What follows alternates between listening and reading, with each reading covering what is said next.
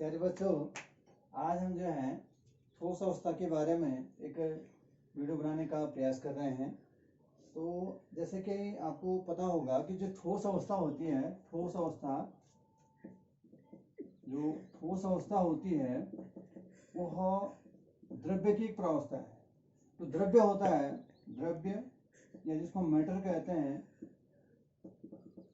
उसकी तीन प्रावस्थाएं हमने इससे पहले आपको बता रखी हैं कि द्रव्य की तीन प्रावस्थाएं होती हैं, या तीन प्रावस्था में द्रव्य होता है जिसको हम ठोस, जिसको हम सॉलिड कहते हैं,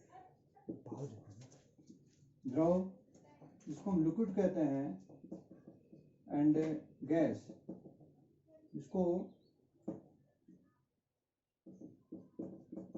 गैस। ये द्रव्य की तीन प्रावस्थाएं हैं। यहाँ पर हमको ठोस अवस्था के बारे में जो है समझना है, तो हम यहाँ पर लेते हैं ठोस अवस्था। ठोस अवस्था क्या चीज है? आपने अपने आसपास देखा होगा ठोस, जिनको जैसे सपोज के लिए ये ब्लैक बोर्ड ठोस है, या ये वाल है ये ठोस है, या कोई पेन है ये ठोस है। तो मोटी बात से समझें कि ठोस क्या होते हैं, जो दबाने से नहीं दबते। लेकिन यहाँ पर हम यदि विज्ञान की दृष्टि से यदि हम जो है ठोस की यदि हम परिभाषा देना चाहें, तो हम कह सकते हैं कि ठोस जिनका आकार और आयतन दोनों क्या होते हैं, निश्चित होते हैं। शेप एंड वॉल्यूम जिनका जो है क्या होता है, निश्चित होता है। दोनों आकार भी और आयतन भी जो है क्या होता है, निश्चित होता है। ये क्या कहलाते हैं, ठोस कहलाते हैं। अब ठोसों के बारे में यदि हम चाहें कि इनका आकार और आयतन निश्चित क्यों होता है, जबकि आपने सुना होगा कि द्रवों का जो आकार होता है वह जिस भी बर्तन में या जिस प्रकार के एपरेटस में रखे जाएंगे उसी का आकार ले लेते हैं, लेकिन आयतन निश्चित होता है। और गैसों का आकार और आयतन दोनों क्या होता है, अनिश्चित होता है। तो यहाँ पर हम ये जानना चाहेंगे कि ठोस की ऐसी क्या विशेषताएं होती हैं कि जिस कारण से इसका आकार और आयतन जो है दोनों निश्चित होता है। अब ठोस आपने पता होगा कि जो द्रव्य है वो छोटे छोटे कणों से बना है, क्योंकि ठोस भी क्या है, एक द्रव्य है, तो यह भी क्या होगा, छोटे छोटे कणों से बना होता है। ये कणों से बना है ठोस।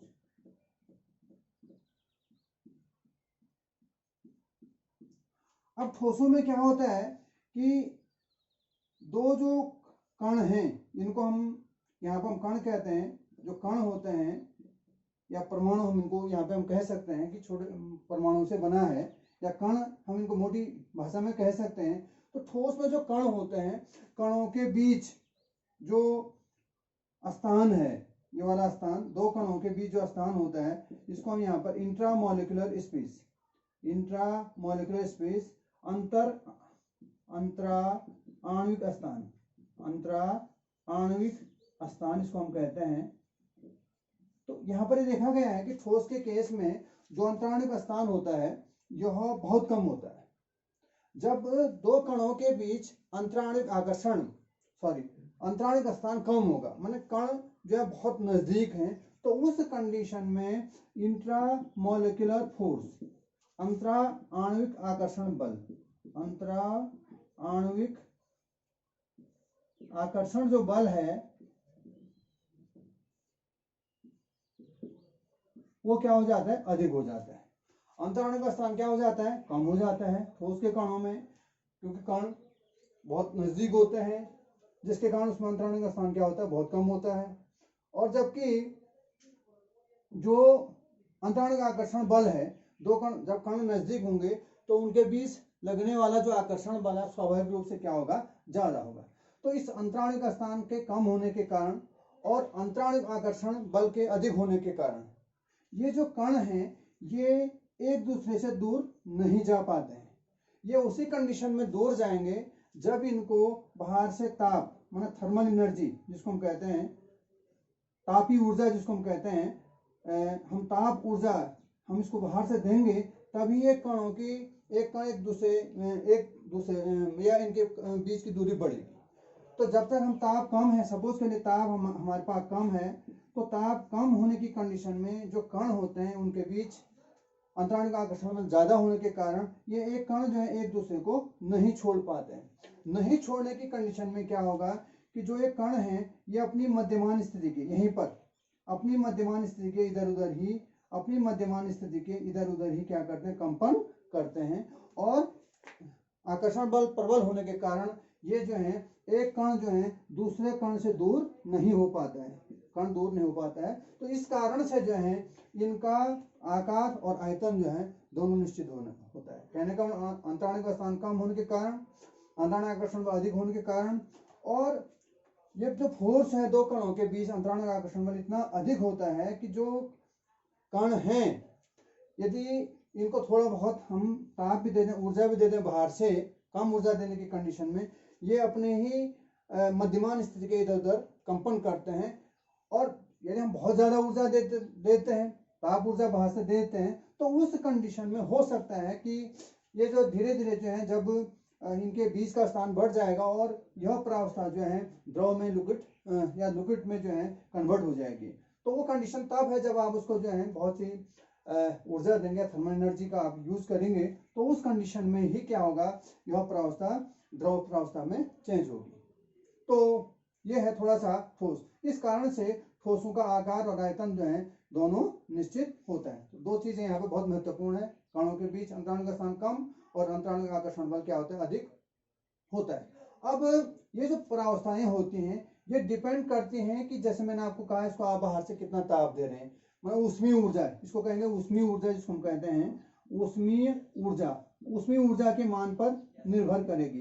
यदि ऊष्मीय ऊर्जा बहुत ज्यादा दे देंगे हम, तो उस कंडीशन में क्या होगा कि कणों के बीच का जो अट्रैक्शन है वो क्या हो जाएगा, खत्म हो जाएगा, और कण क्या हो जाएंगे, एक दूसरे से दूर हो जाएंगे। अर्थात जो ठोस अवस्था है, ठोस से जो कण है वो द्रव अवस्था में परिणत हो जाएंगे। और पुनः यदि आप द्रव अवस्था पर भी जो है यदि उसमें ऊर्जा हम उसको ज्यादा मात्रा में देते हैं, तो उस कंडीशन में द्रव भी जो है पुनः जो है वो जो आकर्षण बल है कणों के बीच द्रव अवस्था में वह भी टूट जाता है और कण जो है गैसीय प्रावस्था में चले जाते हैं। तो ये तो था थोड़ा सा ठोस अवस्था के बारे में, ये होता है ठोस। अब यहाँ पर हमारा जो ठोस है, ठोस को हमको यहाँ पर अध्ययन करना है क्रिस्टलीय और अक्रिस्टलीय ठोस। माना कह सकते हैं हम ठोस के यहाँ पे जो प्रकार है हमारे पास, ठोस दो प्रकार के हमारे पास हैं, क्रिस्टलीय ठोस और अक्रिस्टलीय ठोस। क्रिस्टलीय ठोस, क्रिस्टलीय ठोस, क्रिस्टलीय ठोस जिसको हम कहते हैं क्रिस्टलाइन सॉलिड, क्रिस्टलाइन सॉलिड। ये क्या चीज होते हैं, क्रिस्टलाइन सॉलिड क्या चीज है? देखिए क्रिस्टलीय ठोस हम कह सकते हैं, ठोस यहाँ पे जो ठोस होते हैं हम ठोसों को दो भागों में डिवाइड कर सकते हैं, जिसको हम कहते हैं क्रिस्टलीय ठोस और अक्रिस्टलीय ठोस। अभी हम बात कर रहे हैं दो प्रकार के ठोसों की, क्रिस्टलीय ठोस, क्रिस्टलीय ठोस जिनको हम क्रिस्टलाइन, क्रिस्टलाइन सॉलिड, और अक्रिस्टलीय ठोस, अक्रिस्टलीय ठोस, amorphous, amorphous solid, amorphous solid, इनको कहते हैं हम यहाँ पे क्रिस्टलीय और अक्रिस्टलीय ठोस। पहले हम चलते हैं क्रिस्टलीय ठोस। क्रिस्टलीय ठोस क्या होते हैं? क्रिस्टलीय ठोस वे ठोस होते हैं जिनकी त्रिविम में, त्रिविम से मतलब खाली स्थान से है, त्रिविम में जो है एक निश्चित ज्यामिति होती है। त्रिविम में क्या होती है, एक निश्चित ज्यामिति होती है।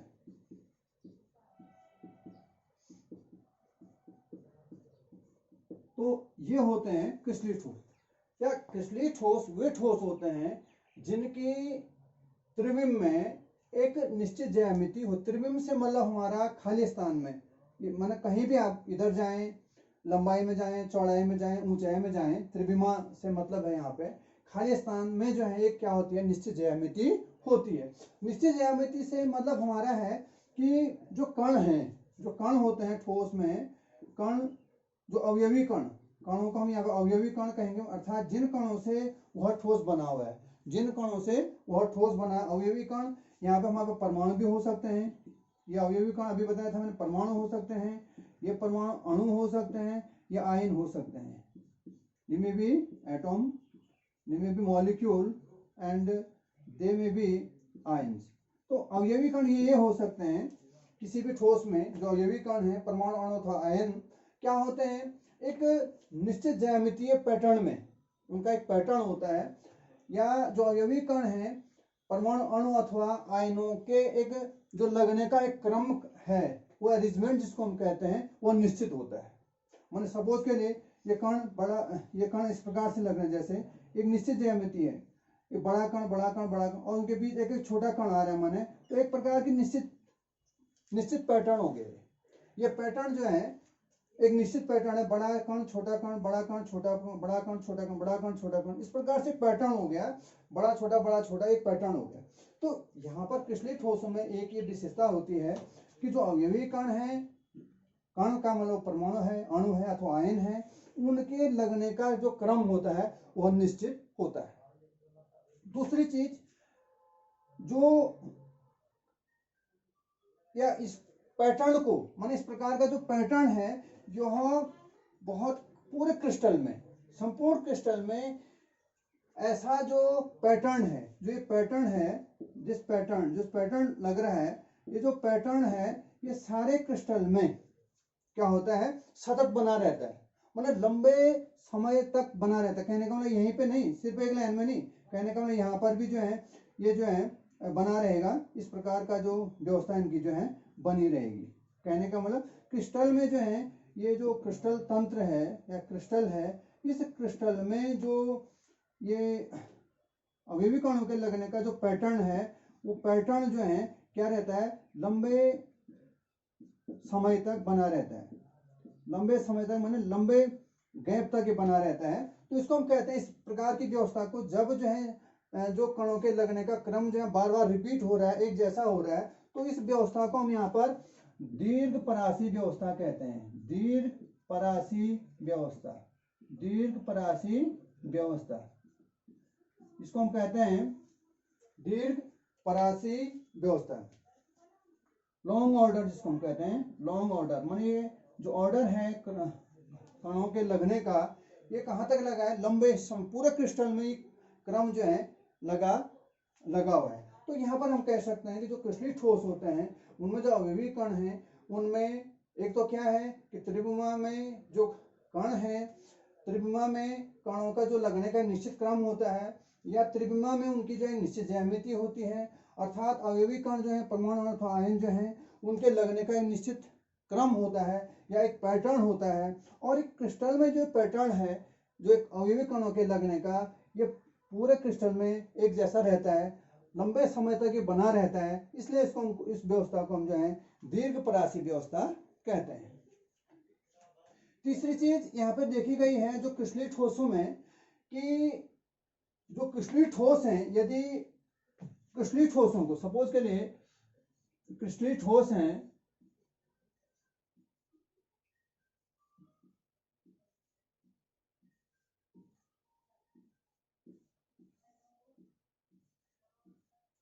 क्रिस्टलीय ठोसों को यदि हम जो है, यहाँ पर एक टर्म है हमारे पास, विषमदैशिकता, एक टर्म है विषमदैशिकता। तो विषमदैशिकता का मतलब होता है एनिसोट्रॉपी, हम इसको कहते हैं एनिसोट्रॉपी। जो क्रिस्टलीय ठोस होते हैं, ये विषमदैशिक प्रकृति के होते हैं।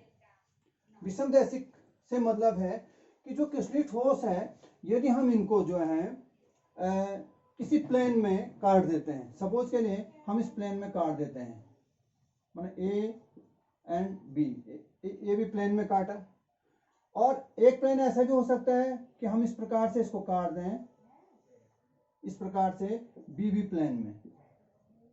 तो यहाँ पर आप देख रहे होंगे, हमने अलग अलग प्लेन में काटा, तो यहाँ पर हम क्या देखते हैं कि अलग अलग प्लेन में काटेंगे, और ये न कटे हुए भागों की यदि हम गुणों को देखें, जैसे हमारे पास विद्युत प्रतिरोधकता कुछ गुण होते हैं, जैसे विद्युत प्रतिरोधकता जिसको हम कहते हैं, या जिसका अपवर्तनांक डिफ्रेक्टिव इंडेक्स जिसको हम कहते हैं, अपवर्तनांक इत्यादि कुछ ऐसे गुण होते हैं कि विभिन्न भागों के गुण जो है, ये कटे, सपोज कि एक कटा हुआ भाग है, एक कटा हुआ भाग, तीन भाग इसे हमको मिल गए, तो इन भागों के इस प्रकार के गुण, जैसे विद्युत प्रतिरोधकता हो गया या अपवर्तनांक हो गया, विभिन्न दिशाओं में अलग अलग होते हैं, एक ही जैसे नहीं होंगे। इसका कारण यह है कि क्योंकि जब हम विभिन्न प्लेन्स में हम इस कृष्णित ठोसों को काट देते हैं, तो कभी तो क्या हो जाते हैं कि समान प्रकार के कण एक तरफ आ जाते हैं, जैसे यहाँ पर आ रहे हैं, समान समान हो जा रहे हैं, और कभी इस प्लेन में तो ऐसा हो रहा है कि छोटा कण बड़ा कण छोटा कण, एक प्रकार के कण इस साइड हो गए, एक प्रकार के कण उस साइड हो गए, तो इस प्रकार तो एक छोटा था उधर बड़ा कण आ गया, तो इस समान कण एक तरफ आ गए। ये यहाँ पर आप देख रहे होंगे छोटा कण बड़ा कण या बड़ा कण छोटा कण, कहने का मतलब कहीं पर इसके कटने से कभी तो समान कण एक तरफ आ जाते हैं, कभी जो है असमान कण एक तरफ आ जाते हैं। तो इस कारण से इनके जो है, क्योंकि इसमें जो कणों के लगने का क्रम है या जिसको हम कहते हैं पैटर्न है, वो पूरे क्रिस्टल में एक जैसा है, वो रिपीट हो रहा है पूरे क्रिस्टल में, तो जिस कारण से जो है क्या होता है कि यहाँ पर कण अलग अलग आ जाते हैं प्रत्येक भाग में, तो इसके कारण इनके जो विद्युत प्रतिरोधकता है, अपवर्तनांक है या अन्य कुछ गुण भी क्या हो जाते हैं, अलग अलग होते हैं। विभिन्न भागों के गुण जो हैं जब क्या होते हैं, अलग अलग होते हैं, तो इसको हम कहते हैं विषमदैशिकता, एनिसोट्रॉपी इसको हम कह देते हैं। तो जो क्रिस्टलीय ठोस होते हैं ये क्या होते हैं, यहाँ पर विषमदैशिक प्रकृति के होते हैं। तो ये था यहाँ पर क्रिस्टलीय ठोसों के बारे में। अब थोड़ा सा यदि हम अक्रिस्टलीय ठोसों को लेते हैं, तो अक्रिस्टलीय ठोसों को यहीं पर हम इसी परिभाषा में हम कह सकते हैं, इसी के अनुसार जो है अब हम चलते हैं अक्रिस्टलीय ठोस। अक्रिस्टलीय ठोस, अक्रिस्टलीय ठोस, अमोर्फस सॉलिड,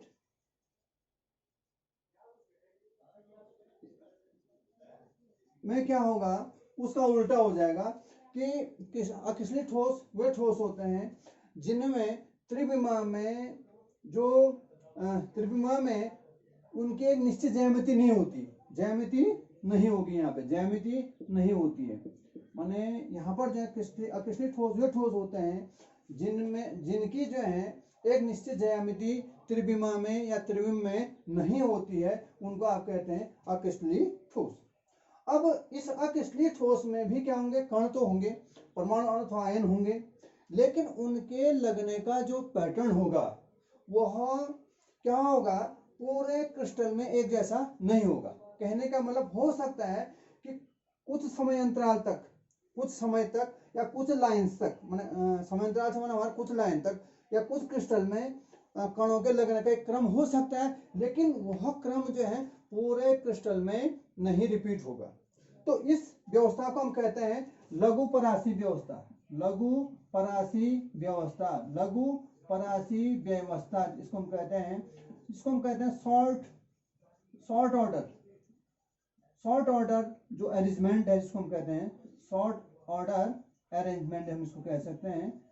कणों के लगने का जो क्रम है, कुछ जैसे सपोज एक लाइन में हो सकता है कि ये क्रम जो है एक ऐसा हो रहा है, बड़ा छोटा बड़ा छोटा, लेकिन दूसरी लाइन में या दो तीन लाइनों के बाद ये क्रम जो है इस बड़ा बड़ा बड़ा छोटा बड़ा, माने एक निश्चित क्रम नहीं होगा। तो इस व्यवस्था को हम कहते हैं लघु परासी व्यवस्था। कहने का मतलब है कि अक्रिस्टलीय ठोसों में जो अवयवी कण हैं, परमाणु अथवा आयन हैं, उनके लगने का जो क्रम है वह पूरे क्रिस्टल में एक जैसा नहीं होता है।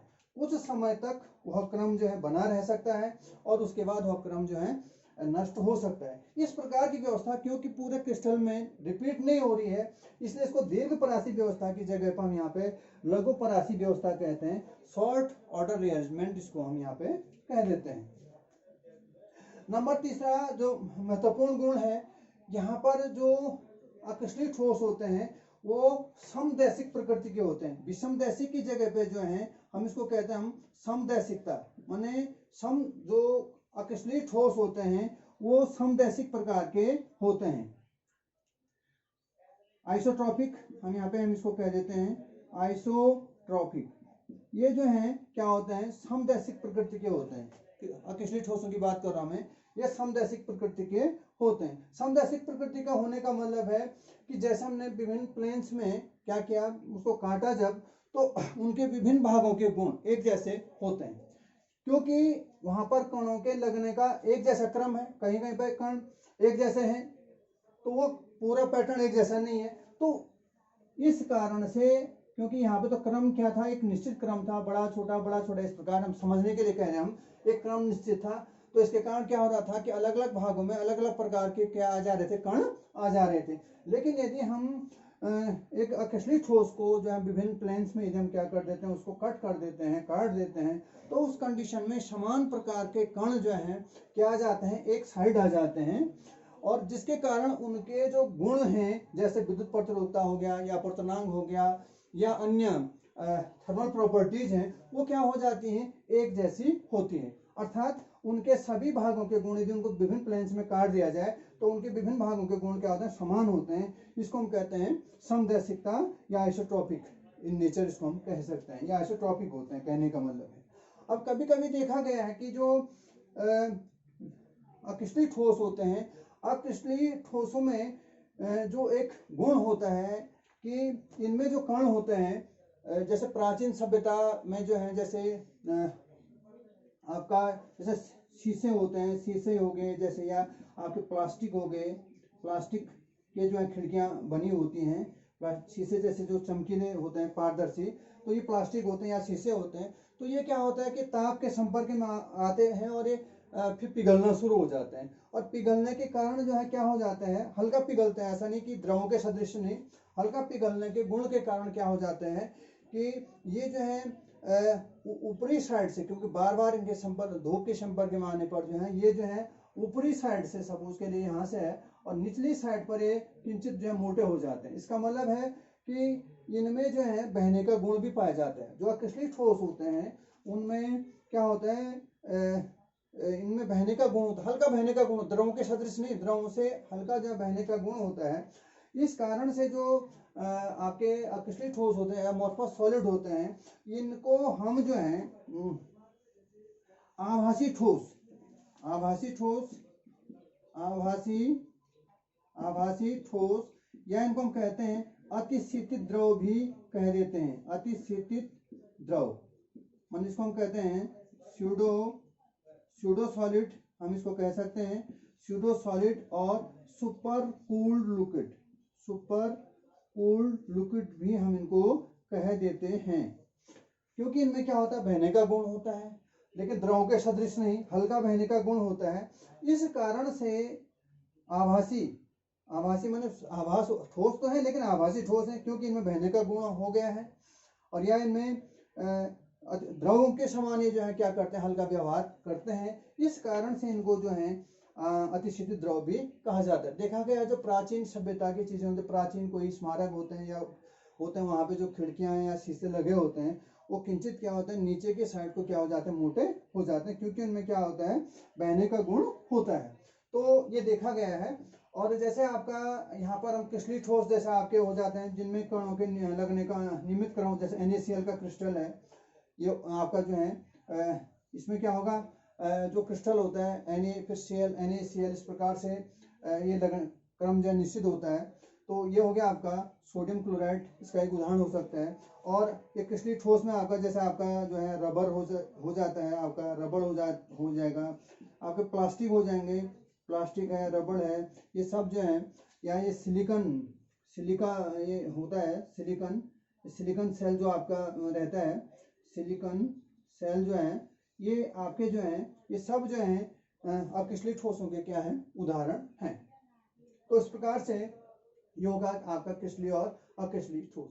अब यदि हम थोड़ा सा क्रिस्टलीय और अकिशलित ठोसों में, क्रिस्टलीय और अकिशलित ठोसों में जो है थोड़ा अंतर करें, यदि हम अंतर, तो क्रिस्टलीय और अकिशलित ठोसों में अंतर के लिए हम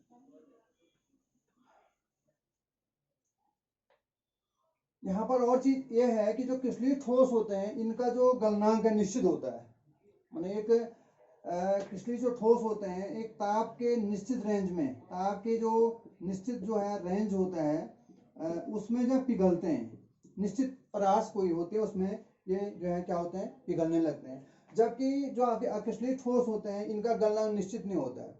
ये जो है एक माने अक्रिस्टलीय ठोसों का तो क्या हो गया निश्चित हो गया, और ये जो है अक्रिस्टलीय ठोसों का एक परास होता है, एक रेंज होती है इतने से इतने के बीच, इतने से इतने कोई टेम्परेचर होगा उसकी रेंज होगी, सपोज 50 से 60 इस प्रकार की कोई रेंज होती है, तो उस परास में पिघल जाते हैं। जबकि क्रिस्टलीय ठोसों का एक फिक्स क्या होता है गलनांक होता है। गलनांक का मतलब ऐसा ताप जिस पर कोई ठोस जो है किससे ठोस अवस्था से द्रव अवस्था में परिवर्तित हो जाएगा, मतलब पिघलने का अंक कहने का मतलब यहाँ पे मोटी बात यदि हम कहें तो गलनांक क्या होगा निश्चित होगा। इनका क्या होता है गलनांक निश्चित नहीं होता है। ताप की निश्चित परास में जो है एक परास में जो है ताप की परास में जो है पिघलने लगते हैं। तो यदि हम यहाँ पर थोड़ा सा अंतर करने का प्रयास करें तो क्रिस्टलीय ठोस, क्रिस्टलीय और अक्रिस्टलीय, थोड़ा सा हम करें अक्रिस्टलीय, अक्रिस्टलीय हो गया। तो यहाँ पर हम लेते हैं यदि हम आकार के हिसाब कुछ पॉइंट्स हम लेते हैं, आकार ये हमारे अंतर करने के पॉइंट हो आकार, तो या इनकी क्या हो जाए आकार क्या होता है, इनका आकार निश्चित होता है या इनकी निश्चित ज्यामिति होती है। इनकी क्या होती है निश्चित ज्यामिति होती है। त्रिविम में या त्रिविमा में इनकी निश्चित आकार होता है, इनकी जो है निश्चित ज्यामिति नहीं होती है। इनकी क्या होती है निश्चित ज्यामिति नहीं होती है।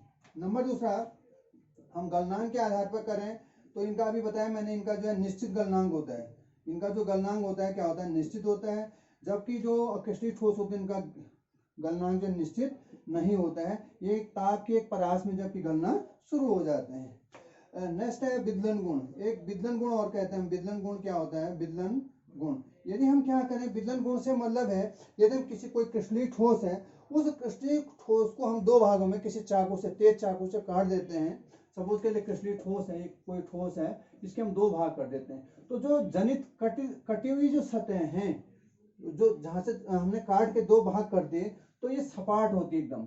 ये जो जनित सतह कटी हुई जो जनित सतह जो जनरेट हो रखी हैं वो क्या होती है सपाट होती है। और यदि हम विदलन गुण का मतलब है यदि हम क्रिस्टल को क्या कर लें दो भागों में बांट देते हैं, दो भागों में हम इसको क्या कर देते हैं काट करके दो भागों में बांट देते हैं, तो इसके जो कटी हुई जो सतह हैं बिल्कुल क्या होती है सपाट होती हैं। जब क्या क्रिस्टलीय ठोसों में क्या होता है यहाँ पे भी जो काट देते हैं दो भागों में काट देते हैं, लेकिन जो नई सतह है जनित सतह है माने जो जनरेट हुई जो सतह है वो क्या होती हैं सपाट नहीं होती हैं, सपाट नहीं होती हैं या खुरदुरी टाइप की होती हैं। ये हो गया इसका जो है आपका, इसको हम कहेंगे ये क्या होती है सपाट नहीं होती हैं।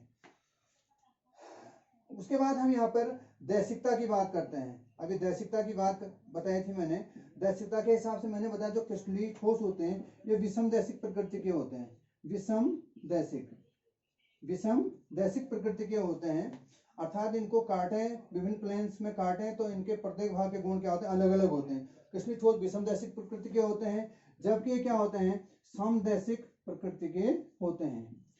और इनकी एक गलन उष्मा की बात करें हम यदि गलन उष्मा माने गलन उष्मा का मतलब माने जो गलने के लिए जो उष्मा की आवश्यकता है हमारी मेल्ट करने के लिए, यहाँ पे मोटी बात करें हम यहाँ पे तो इनकी गलन उष्मा जो है इनकी निश्चित होती है, इनकी गलन उष्मा जो है निश्चित नहीं होती है। अब यदि हम यहाँ पे बात करें कि अवयवी कणों के लगने का पैटर्न करें, यदि हम जो अवयवी या पैटर्न कहें अवयवी कणों का जो पैटर्न है पैटर्न, तो ये अवयवी कणों के लगने का जो पैटर्न है या जो अवयवी कणों के लगने का क्रम है वो क्या होता है निश्चित होता है। क्या होता है निश्चित होता है। यहाँ पे ये निश्चित है क्रम कि पूरे क्रिस्टल में एक जैसा रहता है, जबकि यहाँ पे अवयवी कणों के लगने का जो है क्रम जो है क्या नहीं होता है निश्चित नहीं होता है, निश्चित नहीं होता है। नेक्स्ट यदि हम बात करते हैं यहाँ पे अभी मैंने बताया था इनमें जो है जो पैटर्न कहें अवयवी कणों का जो लगने का पैटर्न है वो क्या निश्चित है, या इसको हम ये भी कह सकते हैं जो शब्द में अभी कहा था मैंने कि जो क्रम है निश्चित होता है और लंबे समय अंतराल तक एक जैसा होता है, अर्थात इसको हम कहते हैं दीर्घ परासी व्यवस्था। इनमें अवयवी कणों के लगने की जो व्यवस्था है दीर्घ परासी व्यवस्था है, जबकि इनमें जो अवयवी कणों के लगने का क्रम है वह कुछ समय अंतराल के बाद एक पूरे क्रिस्टल में एक जैसा नहीं रहता है, इसलिए मैंने इसको कहा था लघु परासी व्यवस्था, हम इसको कह देते हैं। और क्रिस्टलीय ठोसों के जैसे आपके उदाहरण हो जाते हैं, जैसा भी बताया था NaCl हो गया या जिंक सल्फाइड हो गया, इस प्रकार के अदर जो क्रिस्टलीय KNO3 हो गया, ये क्रिस्टलीय ठोस हो जाएंगे आपके। और यहाँ पर आपके जो क्रिस्टलीय ठोस है, जैसा भी बताया था मैंने, प्लास्टिक हो गया या सिलिकॉन हो गया आपका, या रबर हो गया, ये क्या हो गया आपके क्रिस्टलीय ठोसों के क्या हो गए उदाहरण हो गए। तो इस प्रकार से हम ये कह सकते हैं क्रिस्टलीय और अक्रिस्टलीय ठोसों में ये अंतर है, और ये क्वेश्चन परीक्षा में आ सकता है, और हमको इनकी परिभाषा को हमको समझनी पड़ेगी। और मुझे लग रहा है कि जो वीडियो है वह बड़ी हो रही है, तो मैं इस टॉपिक को अभी जो है यहीं पर जो है समाप्त करता हूँ, और हम फिर नेक्स्ट वीडियो में मिलेंगे। Thank you.